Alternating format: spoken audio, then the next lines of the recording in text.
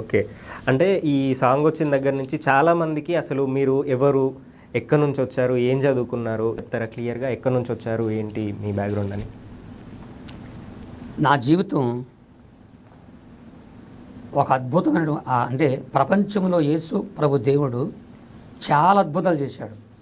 ఆ అద్భుతాల్లో, ఆ మహాత్యగారాలో నాదొక చిన్న అద్భుతమైన సాక్ష్యం. నా జీవిత చరిత్ర ఏంటంటే, మేము అడవి జాతి చెందిన మనుషులమే. అయితే మా అడవిలో ఉన్న ప్రజలకి అనాగరికులు, అడవి మనుషుల వాళ్ళు, అక్కడ కొంతమంది బయట నుంచి తాగుబోతులు, దొంగలు, స్మగ్లర్లు మా అడవిలోకి ప్రవేశించి ప్రభుత్వ చట్ట వ్యతిరేకంగా అడవి సంపద, జంతు సంపద దొంగతనంగా దోసుకెళ్ళిపోవడం కాకుండా అడవిలో కనబడినటువంటి మా అక్కల్ని, మా చెల్లెల్ని, మా ఆడపిల్లని అతి దారుణంగా పాడు చేసి చంపేసేవారు. వీళ్ళు అడవి మనుషులు. వీళ్ళని చంపినా, పాడు చేసినా, చంపేసినా వీళ్ళని అడిగేది ఎవరు? వీళ్ళ పక్షాన రాజకీయాలు లేరు, రాజకీయ నాయకులు లేరు, పోలీసు వ్యవస్థ లేరు, వీళ్ళకి దిక్కు లేరు. వీళ్ళకి దిక్కులేని గతి లేని వాళ్ళు. వీళ్ళని ఏమి చేసినా వీళ్ళని అడిగే, మమ్మల్ని ప్రశ్నించేవారు ఎవరు లేరు అని అంత క్రూరంగా వచ్చి చంపేసే రోజులే. అలాంటి రోజుల్లో మా కులస్తులు, మా కుల పెద్దలు, మా తండ్రి గారు ఎల్లయ్య అడవిలో పుట్టి అడవిలో చచ్చిపోయి అనాగరికులం మా ఆడపిల్లల్ని ఇంత దారుణంగా మీరు చంపేస్తున్నారయ్యా, ఎందుకయ్యా అని అడిగినందుకు వాళ్ళ దగ్గర ఉన్న బాంబులు, తుపాకులతో బెదిరించి భయపెట్టేవారు.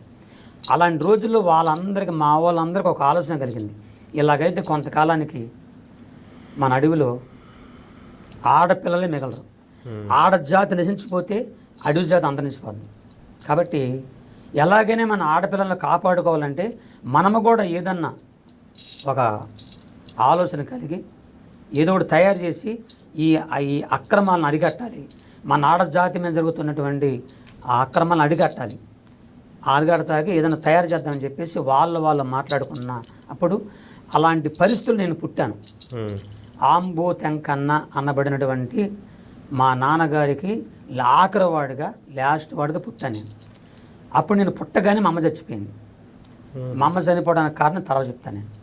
అప్పుడు ఆ పసిగుడ్డుకుండగా నా తండ్రి నన్ను తీసుకొని, ఇదిగో నా కొడుకు మీసాల గొప్ప, వీడిని మన ఆడపిల్లను రక్షించే రక్షకుడుగా, అడవికి ఒక కాపరగా మనం తయారు చేద్దాం అని చెప్పి వాళ్ళు మాట్లాడుకొని, పాములు కరిసిన, పామిషం తాగిన, చనిపోకుండా కొంతకాలం బ్రతికే కొన్ని అడుగు మందులు ఉన్నాయి.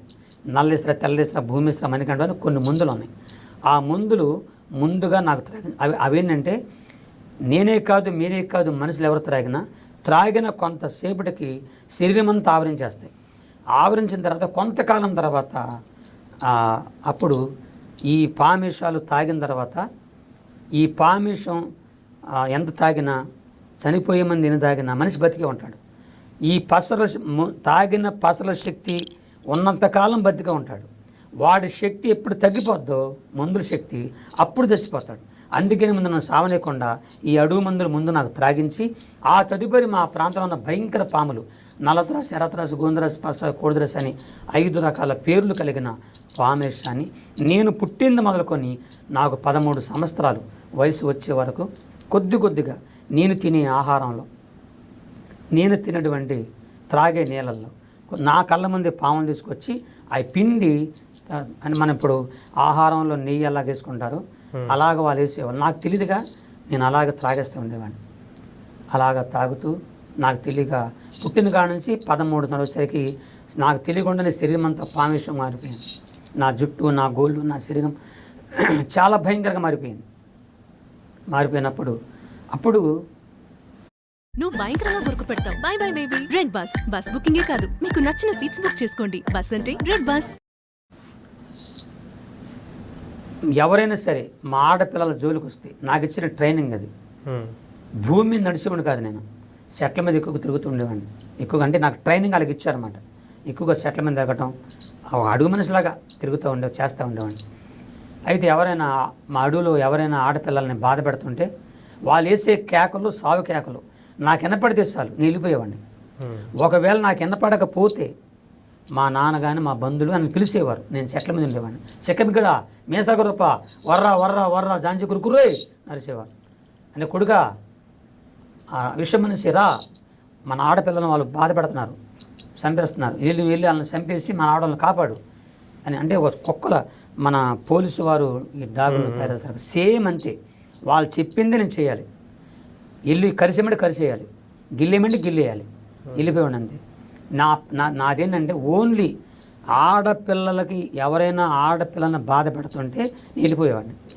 నేను వెళ్ళినప్పుడు నన్ను చూసి వాళ్ళు ఆడపిల్లని వదిలేసి పారిపోతే నేను ఏమనేవాడిని కాదు, వాళ్ళని వెంటబడేవాడిని కాదు, ఏం చేసేవాడిని కాదు. వదలకుండా ఇంకా ఆడపిల్లని బాధ పెట్టి నరక యాత్ర చూపిస్తుంటే వెళ్ళిపోయి నా చేతి గొలతో గిల్లేసేవాడిని. వాడు ఎంతలా ఉన్నా, ఎంత ఎత్తున్నా, వాడి దగ్గర తుపాకులు ఉన్న బాంబులు ఉన్నా నాకు తెలిసేది కాదు. నేను వెళ్ళిపోయేవాడిని. వెళ్ళి నా పని ఏంటి, ఆడపిల్లలను కాపాడుకోవాలి, మా అడవి ఆడపిల్లని కాపాడుకోవాలి, అదే నా పని. వెళ్ళటం, వెళ్ళి నా చేతి గొలతో గిల్లేసేవాడిని, నా నోట్లో పలతొగర చేసేవాడిని. చెట్లుకి వేలాడుతుండే ఓడలు, అంటే ఓడలు తాడులాగా ఉంటాయి, అవి ఊగడం భలే ఇష్టం నాకు.